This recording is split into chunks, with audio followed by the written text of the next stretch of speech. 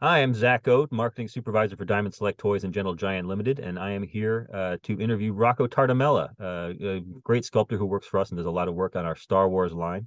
And we're going to talk today about his process and his interests and just what it's like working on the Star Wars line for Gentle Giant Limited.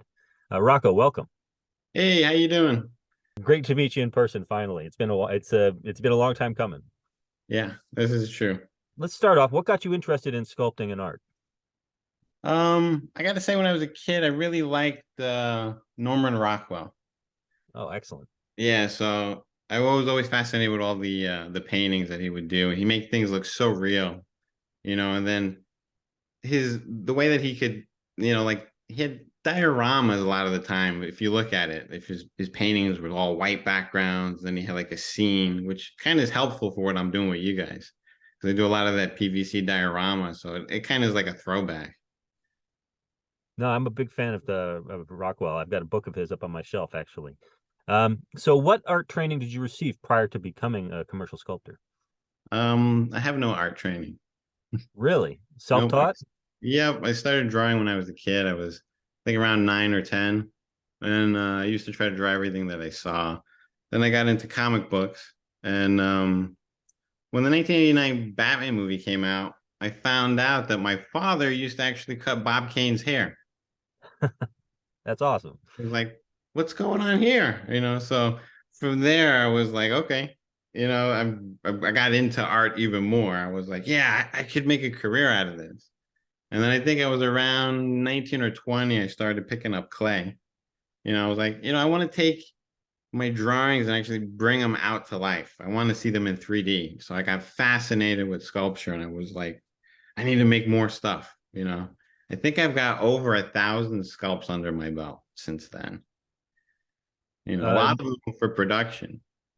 yeah, you've certainly made a lot of stuff for us. Um, uh, how did you break into the industry? I actually found in one of the toy magazines an article about Art Asylum. So I reached out to them to see if they were hiring, and they said that they're doing internships. So I was like, okay.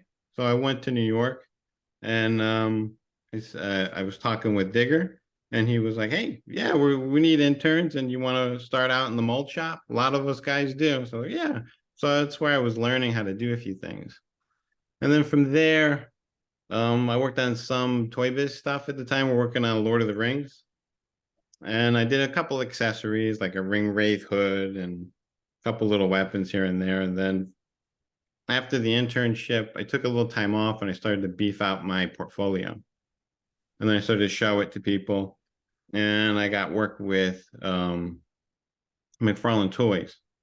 So then I was there for about 8 months. That's where I met Gene St. Jean. And he taught me how to go from soft clay to hard wax, which I was like, wow, I could do a lot more in the hard wax now. So I got, fascinated with how we do stuff there. And then from there, I went to Toy Fair and I met a few people. I met Chuck, and you guys started to give me some freelance work. I think the first piece I did was, I think I did a Punisher bust and a Hobgoblin. I think those were the first two pieces I did for you guys. I've seen your video of you sculpting Edgar Allan Poe in clay on the web. Do you miss sculpting in clay, or do you like what digital brings to you? Well, sometimes I actually go back and I just for fun I sculpt in clay, but I think digital you get a lot more like finished pieces, the details, the textures. It's pretty difficult to do like raised textures on clay and then get into all the folds and the grooves. It's much easier to do it on digital. So that kind of stuff. And then the tool marks aren't there, the fingerprints, but sometimes it's nice too if you get like a rough out of a bust. It's always a fun thing to do in clay, but for production pieces, yeah, you can't beat digital. What program do you use for your sculpting? What do you like about it? I use ZBrush, and I think it's the industry standard. I think all the movie companies use it. They toggle, I think, between Maya, um, ZBrush, Blender. But for me, for my purposes, ZBrush has been the easiest to navigate through. It's more intuitive than I think some of the other programs. Do you have a favorite digital tool in that program that you like to use, and maybe you could show it to us? Yeah, I could do screen share. I could show you. There's a clay buildup brush, so you can block out things quickly. Cool. So I've got in here already, I've got Han Solo, which has been approved. I could show you real fast. I just put a clump of clay here for his hair. And I'll show you I'm already on the clay brush. And you can start blocking out shapes. The swoop of his hair. So this just builds up clay where you're applying the brush. Yeah. And then after doing some of this, I could go in there. I go to my geometry and I could divide it some more so it's smoother. I could also bring up the intensity to go like, Okay. big movements. All right. I could play with the size too, so you want his hair really full, you know, take it down. Then I also like where is it? We've got it's called the Dam Standard because it's named after one of the guys who invented the ZBrush or some of the brushes. His name was Damien, so they just gave him a name. So this one carves in a little deeper. You get finer lines with it. And then you can also bring up the intensity. You can go, really deep, or you can go higher. So this kind of stuff makes hair flow nice. You can play with the intensity. So you get all your little swoops in there. And there's also my other brush that I like to use is the move tool. Well, you have two different move tools. This one here is one where you could like pull bigger Mhm. pieces. And then we have another move tool up here, but this like will move the like the hair like off of him. Okay. So if you need to adjust or reposition something, you know, you could do that quickly. So those are like the main tools I like to use. Let me go back to the nice hair so you can see that. And each of these pieces is a different element that you can adjust like that you can just slide on and off. So like the collar, the eyes, the hair, all that. Yeah, I had to build it in parts. So as you're working on stuff, I did a little video too that I think you guys are going to incorporate in this video or at the end. And you can see how I rough out a piece from a sphere all the way to the finished piece. So obviously your work is very realistic and you were inspired by Norman Rockwell, who is, super realistic. Do you I haven't seen a lot of your work stylized. Do you have you ever tried stylized work like based on animation or anything like that? I did actually, but one of the freelance jobs that I was doing, I want to say maybe 10, 15 years ago was for Funko. I was doing a lot of the Star Wars Clone Wars, the stylized stuff for them. Okay. Yeah, so I worked on Anakin, I worked on Ahsoka, I worked on a few different, some of the stormtroopers. So yeah, and then I'm doing a lot of the deformed stuff for you guys too. Okay. Yeah.